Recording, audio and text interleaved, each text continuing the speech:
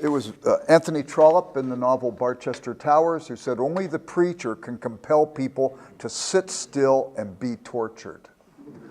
I know this is not true. We professors do it far better because we hold grades over people's heads and so on. If you've read the Gorgias by Plato, Plato talks about the fact that communication or rhetoric is persuasion. And there's always the possibility I could persuade people to see something that may be false. And consequently, that dialogue drifts into issues of justice. A persuasive person better be a just person, lest they become a manipulative person. You are artists, and you are engaged in helping people see something that you saw. Maybe reality from a different perspective. Maybe something that you imagined that isn't real, but it gives us a place to understand that which is real better. You should be just people. You are speaking a kind of truth. You are engaged in a kind of persuasion and language. So here's C.S. Lewis. He's not an artist. He was a poet. I guess that's an artist. He was a great man of letters, a literary person. And he can, though, tell us some things I think that might be helpful in this regard. He wrote a book called The Abolition of Man. And in this particular book, he was talking about objectivity. Lewis was himself an objectivist. He believed there were objects that existed independent of my thoughts about them, and there were subjects, people who could think and know. And consequently, the knower needs to make his thoughts consistent with the reality that exists. If you talk about truth, the definition of truth, well, every generation has their anomalies. The thread that is woven throughout civilization is this. A statement is true when it says what is, or what is not. And a statement is false when it says what is not is, or what is not. This is a pin, true. There's a reality that supports the claim. This is not an elephant, true. This is an elephant, false. There's no reality that supports that claim. False statements can be judged to be false by virtue of the fact that they lack a reality that supports the claim. This is not a pin, false. It is a pin, and consequently, we've got a problem. Now, that's easy with material objects, but what do you do with objects of thought? Or even issues of art? Can it apply to art as well? And with that, we would take a definition. And we would work with a definition that we could agree on and work inferentially from that definition so we can make true statements about things like justice or love or beauty itself. Well, in the book, The Abolition of Man, where Lewis gives most attention to this particular topic, he begins with a chapter where he writes of a situation where Coleridge the poet came to a waterfall. Lewis says the well-known story of Coleridge at the waterfall. I had no idea what the story was. I didn't know about it. In America, we tell a story about George Washington chopping down a cherry tree and he wouldn't lie to his father. I thought maybe Brits knew the story of Coleridge at the waterfall. I did my doctorate in England. My professor was Basil Mitchell, the eminent philosopher who was at Hartford College, Oxford University. I said to him, "Do you know the well-known story of Coleridge at the waterfall?" He had no clue. It took me 15 years to find the story. It's in Dorothy Wordsworth, William Wordsworth's sister's journal, the Grassmere Journal, 1803, where Coleridge went to a waterfall on the River Clyde, the Coralline waterfall. I actually had to go see it for myself. But nevertheless, here's this waterfall.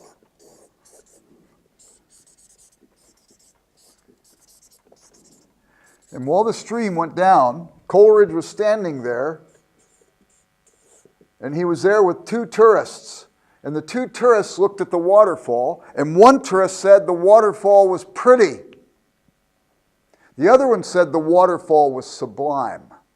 Do you have in your mind the idea of an archetypal waterfall, the Platonic ideal of waterfallness? The one said, "This is the best approximation I've ever seen." Coleridge heard the two responses, and he said of the one that he didn't think pretty was a very good description, but he thought the word sublime was. Now, this story is told in a book that Lewis simply references as the Green Book. He had been sent this book. It was a book on how to teach English to sixth form students. That would be, if you're American, it would be 12th, 11th, and 12th grade students, pre-college students, how to teach English to them. And Lewis said, as he looked at this book, he realized he realized Gaius and Titius, the authors, that's not their real name, he doesn't want to embarrass them, that they were actually inculcating into the minds of their students all kinds of philosophical falsehoods. And the two authors, when they tell the story, said Coleridge had no right to make that judgment about those two tourists, one saying sublime and one saying pretty. Because neither of them were saying anything about the reality of the fall, but only something about their own feelings. And Lewis said at that moment, something disastrous was done when it came to the realm of thought. Because these two people separated the object from the subject, saying basically, this doesn't matter. And consequently, they go beyond that into something that's very dangerous. They said Coleridge had no right to make that judgment. What were they doing at that moment? Making a judgment. And the question was, is there a reality to support their judgment? It doesn't matter. And if it doesn't matter, then their judgment's a bunch of nonsense. And Lewis looks at this statement and he says, wait a minute. This is wrong. If you separate your subjective judgment from the object, there's no way to see if you've gone off the rails into falsehood or something like this. This relationship has to be maintained. And Lewis then comes up with a definition. He simply calls it the Tao. He uses an Eastern term, and he uses it on purpose so that he could say this understanding of truth transcends Western realities. It's something that seems to have been true for all civilizations. As a matter of fact, at the end of the Abolition of Man, he has an appendix, and he gives quotes from Eastern and Western thought, from Muslim thought, from Jewish thought, from Greek thought, from Christian thought. He gives quotes from Hindu thought and throughout the ages where there's been this basic understanding. We have anomalies. There are anomalies that occur. Relativism comes up for a while. You've got other different theories of truth that come. They don't last very long because they're not substantive enough to account for the world the way that we experience it. So he calls the Tao the doctrine of objective value. The belief that certain things are really true and others really false to the kind of thing we are and the kind of thing the universe is. But he's interested in this fact that if Coleridge if Gaius and Titius, these authors, are judging Coleridge, what's the basis whereby they make their judgment? Because if they've separated themselves from reality and they don't want you to believe Coleridge, but they want you to believe themselves. And by the way, Coleridge, when he makes a judgment, isn't saying that one author or one tourist thought that the waterfall was ugly and the other one thought it was beautiful. They both thought it was nice at some level, positive statements about it. But one gave a more refined and more robust statement about it, and Coleridge affirmed that. But if Gaius and Titius, these authors, are judging Coleridge, what's the standard for their judgment when they've divorced themselves from the objective reality? And it ends up that they basically are left with nothing but something arbitrary. Okay, so let's see if we can move then into the realm of art and beauty. There are many other complexities in this book. We don't have time to go into them all right now, but I think we can make some we can gain some benefit from this, because in an essay, or it was originally a sermon that Lewis preached at Oxford University called De Futilitate, of that which is futile. World War II had broken out. If you've been to Oxford University, you go into the colleges there and you will see etched in the walls the names of people who died in World War I. And World War II has broken out. World War I was supposed to have been the war that would end all other wars. And here is now a war that is more mechanized. Hitler is moving across Europe at such rapid pace. And these students who were there knew so many of the students that were at Oxford when World War I started died. And they see that there's no hope for them. Why even continue with the university education when all of civilization is on the threshold of collapse? And Lewis says, you think it's futile? Futile is a judgment. Is there a reality to support the judgment? He goes on and preaches another sermon. History has always been lived on the threshold of collapse. War increases no new problem. He says war does not increase death. He could have said disease doesn't increase death. Aging doesn't increase death. Accidents don't increase death because everybody dies. And civilization has always been lived like this, and if we waited till everything was perfect before we did anything that engaged in education and the arts, we would never do anything at all. And he says these are the things we live for. These are the great things. So consequently, Lewis in De Futilitate goes on to talk about standards of objective judgment, and he goes on to say we can apply objective judgment to art and beauty as well. But if that's so, how do we do this? And I want to play with this for a little bit. Can I say Prague is the most beautiful city in the world? Yeah, you just did. I can say it. Does it have merit? Do I have authority to make that judgment? Huh? Maybe. I don't have authority. There's no way I could ever have authority to say Prague is the most beautiful city in the world. Why not?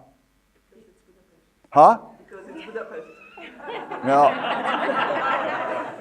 I'm going to make a case for Prague in just a minute. But before I do, why can't I say that? Subjective. No, it's okay to be subjective if there's an objective reality to support it. You have to visit all of the cities. Have I been to all of the cities? And I have not. So that's an inflated judgment, and it has no merit. I've lost credit with you if I make that claim. Can I say Prague's the most beautiful city I've ever seen? Yes. That may be fair, but you can ask me what question? What else have you seen? What else have I seen? And if you think Budapest is the most beautiful, I've been there actually, even before communism fell, I was there.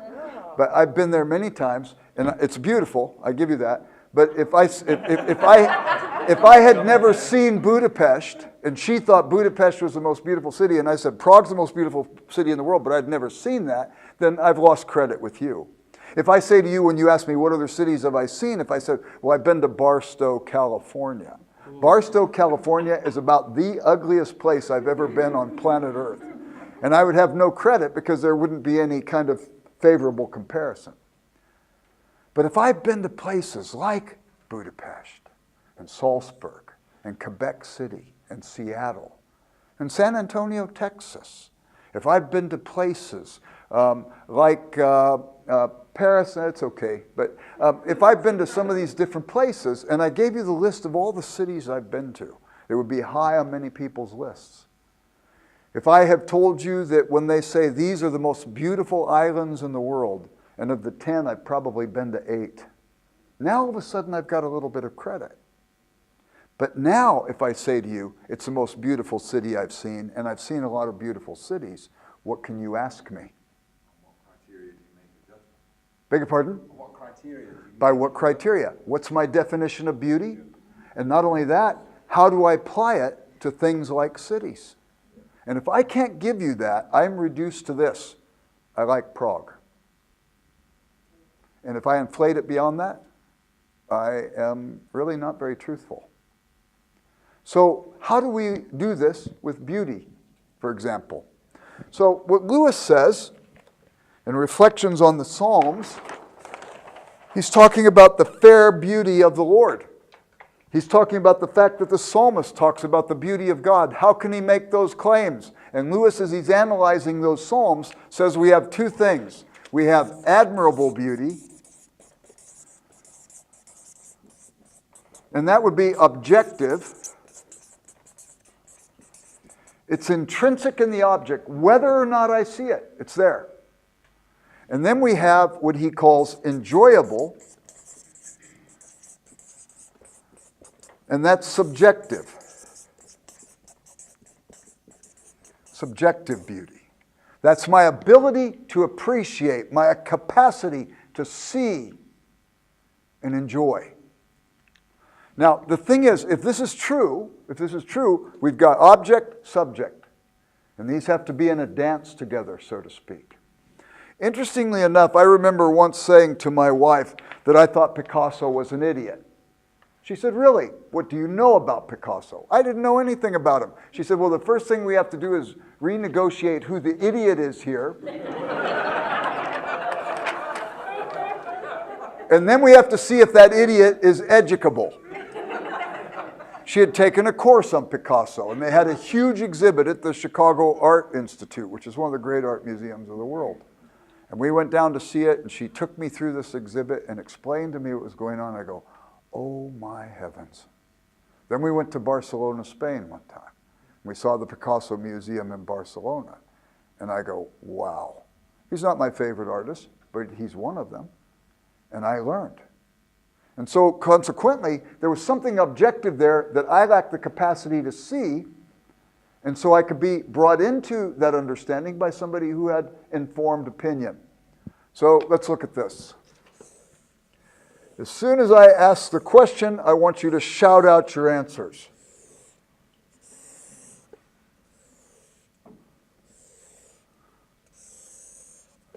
It's not very well drawn. How many squares are there?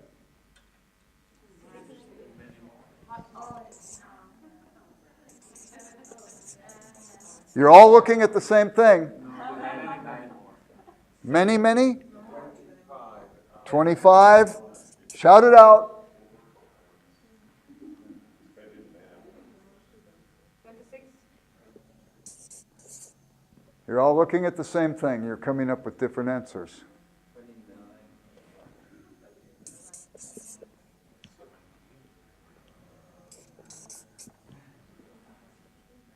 I still haven't heard the answer.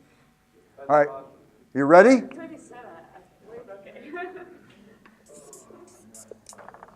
All right, now you know how people feel when they walk through an art museum. All right, here it is. Ready? 16 little ones, one big one. 17, 18, 19, 20, 21, 22, 23, 24, 25, 26, and squares of 9. 26, oops, 27, 28, 29, 30. 30 squares. The objective reality was there. You didn't see it. Somebody who knew the 30 squares, because I didn't see it the first time either. I don't want to make myself sound better than I am. But somebody who saw it showed you, and now you see. In other words, the uninformed and the unable to enjoy can benefit from expert opinion. And we don't want to be dismissive of these things. And so we have the objective feature of beauty or art, and then we have the subjective ability to enjoy and appreciate, all right? So I think Lewis is right in this capacity, but if in fact that's true, then what are the characteristics that are objectively visible in a particular work of art, or just maybe, I love installation art. Do you guys like that? I love it. You know who's the greatest installation artist I've ever seen in my life?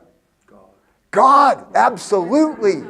You walk down the street and you see people and they're looking westward and you go, what are those people looking at? And you look and oh my heavens, on this canvas of powder blue is painted salmon and shrimp, clouds and apricot and orange and gold with maybe a ribbon of magenta flowing through there. And it takes your breath away.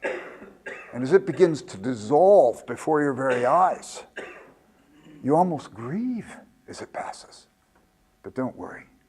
He is so liberal with these things, he'll give you another one on another day. It's amazing. And by the way, anytime you do art, think of the most permanent art you can imagine. I don't know what, the Sphinx or something like that. It's been around for a long time. It's still installation art. As Tolkien said, we are made in the image of a creator, and therefore we sometimes express the very fact that we're made in the image of that creator when we do creative things. But because we're finite, all of our art at some level is just installation art. It's not going to last forever. But that doesn't make it any less glorious. That doesn't make it any less enjoyable. So basically, we can go to Thomas Aquinas in the Summa Theologica, in the first book of the Summa. he talks about 3 characteristics of beauty. If there's 3, there could be 3,003.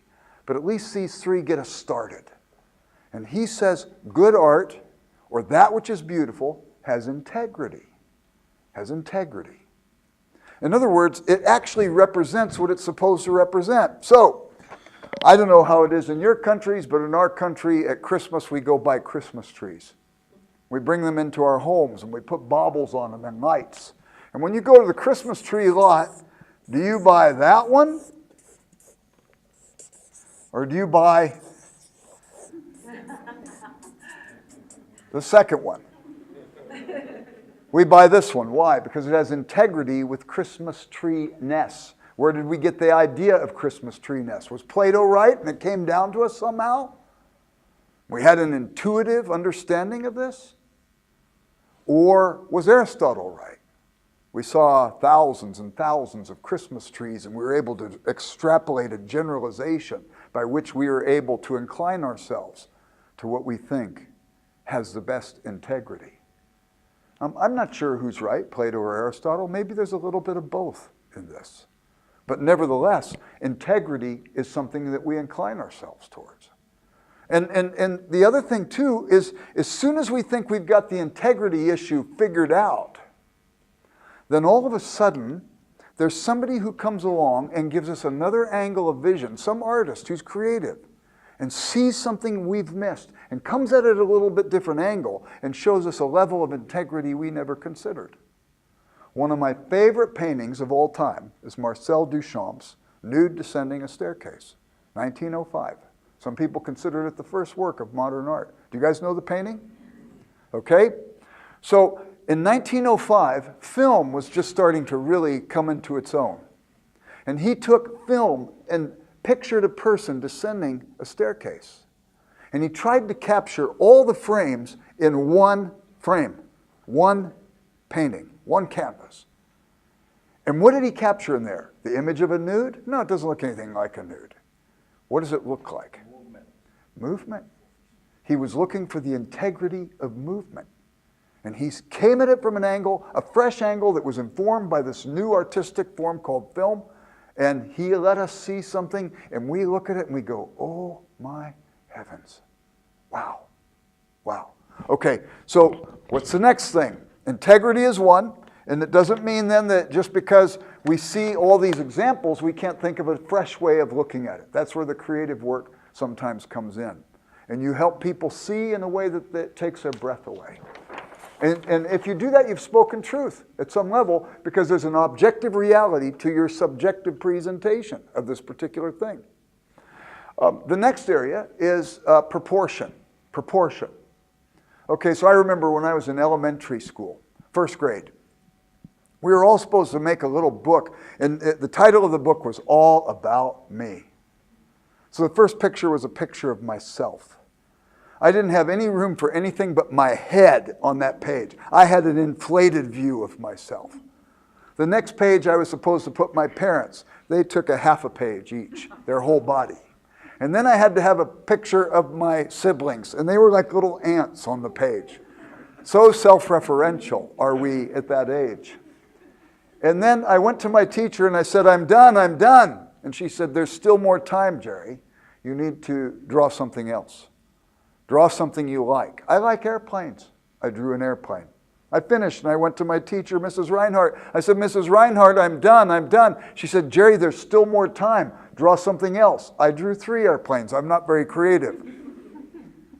And then I went to her and I said, Mrs. Reinhardt, I'm done. And she said, Jerry, there's still more time. Draw something else. What will I draw? Time. I'll draw time. And so I took the clock.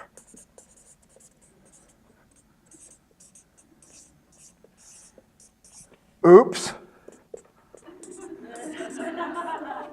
Is that beautiful? I don't know. It might work with Salvador Dali. Maybe we can make it a little surreal or something like that. It lacked proportion. And we look for things that have some sort of order to them. Okay, but as soon as we start to think we have a rigid understanding of what that looks like, then all of a sudden Picasso, remember Picasso, the idiot? Picasso comes along and blows our mind. and shows us a way to look at proportion that we never considered. You guys probably know the painting. He's got several sort of like this. What is it? No, it's a rump. It's somebody sitting down. It's the nude who fell down the staircase, I guess, maybe. I don't know. But nevertheless, what did he do? Sort of in a Gestalt-like way. He showed us proportion by just using three sides of the picture, actually two sides of the picture, but he used it in a way that filled in the whole thing. It used all the space. And he came at it from a creative angle. So we look for proportion, we understand the concept, but we haven't in any way exhausted all the possibilities of that concept. What's the next thing that Thomas Aquinas talks about in the Summa? Huh? You're about to apologize. There you go. What's the next thing? Brightness and clarity. Brightness and clarity. Or texture. What kind of day do you like most? You like a sheet of gray clouds where you can't even distinguish the clouds because you've got the stratus cloud that stretches across the sky? You know what? If it's a spring day, I don't mind that. I'll tell you why. It rivets my attention on what God is doing in nature after a long winter in Chicago. And all of a sudden, I grew up in Southern California, perpetual summer. I could not tell you when the flowers bloom, which ones bloom when. But in Chicago, I know we've got the snowdrops and the crocuses and then the daffodils. God's golden trumpets heralding the coming of spring. They're followed by the tulips and the forsythia and the rhododendron and the azaleas. And then you get the peonies and finally the roses pop out. And sometimes if there's a sheet of gray, it keeps me from any distraction, and I focus on what God's revealed in color and beauty and glory on the earth. But I don't look at the sky and say it's a beautiful day as far as the sky is concerned when I just see a sheet of gray. If I see a canvas of blue, powder blue, and the whole sky's blue, I like that better than the gray. But I like even better the texture of clouds in that blue sky.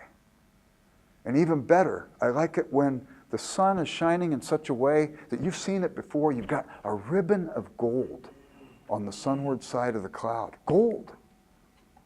And then you get sort of a yellow.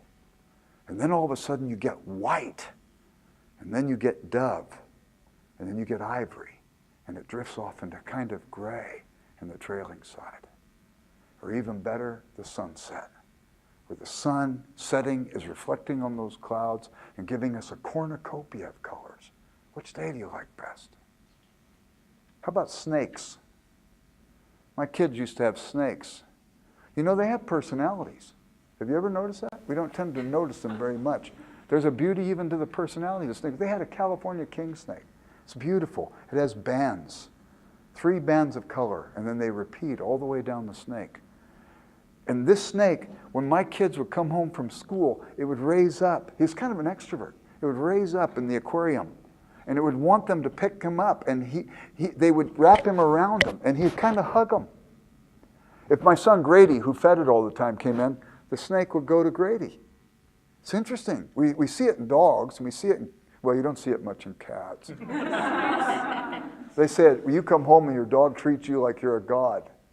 You come home if you have a cat and the cat expects you to treat it like it's a god. Anyway, but the snake was affectionate. We had a red rat snake. Talk about beauty. If you've ever seen the patterns on a red rat snake, they're incredible. And it was beautiful. It was kind of persnickety, though, as a snake. Sometimes it was affectionate, sometimes it was kind of ornery. And then we had this boa constrictor. It had no personality whatsoever. But you have color, even in snakes and in nature and so on. And we can make judgments about this. So texture, clarity, brightness. If there's those 3, again, there could be 3,003, but at least as we get started with this, we can start to say, what are some other objective things in that was painted, that was sculpted, something that we see in nature whereby we can make these judgments objectively. All right, so in light of that, then let's move on to something else. What do you do with And by the way, let me make another statement about this. There are rules to the game of reason, like there are rules to the game of chess. Not knowing the rules means that I can't play the game. But knowing the rules doesn't mean I win every time I play. There are rules to the game of thought. There are rules to the game of understanding art. I may understand some things about objectivity and beauty, but that doesn't mean I've applied it well every time. I may bring some of my own prejudices to the story. They may blind me at some level from seeing something somebody else has done. But let's go one other area of beauty. What about human beauty? I knew a woman once. She was the ugliest person I had ever seen in my life physically. She was an Austrian immigrant to America. She had married a man in San Diego. Her mother had come to visit her, and she was driving down the freeway and a fuel truck ran into the back of her car. And the last she remembered is it was a ball of fire. And when she woke up in the hospital, she found out her mother was killed. She was missing her left arm. 80% of her body was gone, burned, scarred, and she lost her face. 70 constructive surgeries gave her a semblance of what a human face would look like. I knew this woman well. And the interesting thing is, all of us are going to go through some adversity sometime in our life. How do we respond to that adversity? Some people get soured and bitter by it. Very self-referential. It's all about them. Or they could say, I don't know why this happened to me, but if I believe God is sovereign, then I believe he maybe assigned me these lines, Lord, help me to see what you have in this for me. And Gerda, this friend of mine, thought to herself, you know what? I know what it's like to suffer. I think I'll go work with the suffering. And she started working as a counselor at the Rehabilitation Center in Santa Barbara, California, where I lived at that time. And she would walk into that hospital, and she would see young men maybe, or young women who had been in a car accident, and they'd become paraplegic. They would never use their legs again. I'd been in that hospital with her many, many times. We started a committee at our church, and this committee was to meet the needs of the people who were suffering in our community. I would go to lunch with her at least once a month. Every time when I would go to lunch with her, I would see people and they would notice her. They would either stare, but if she looked their way, they would look away real fast. But when she walked up to a paraplegic in that hospital, I did this with her many times, they'd be staring out the window, tears coming down their eyes, knowing the reality that they would never walk again, feeling pretty sorry for themselves, not knowing how to make sense of life. And she would come up to them and say, there is hope for you. And they would look at her and always believed her, because she responded to the situation, the subjective response to the objective reality, even to her tragedy, made her, in my opinion, one of the most beautiful people I had ever met in my life. But I can objectively say her face was ugly. It was ugly. But humans are not just their physical appearance. Humans are a complex number of things. And there are many threads running through what it means to be human. And each of us is also subjectively responding to the cards that we've been dealt in life. And what are we going to do with those cards?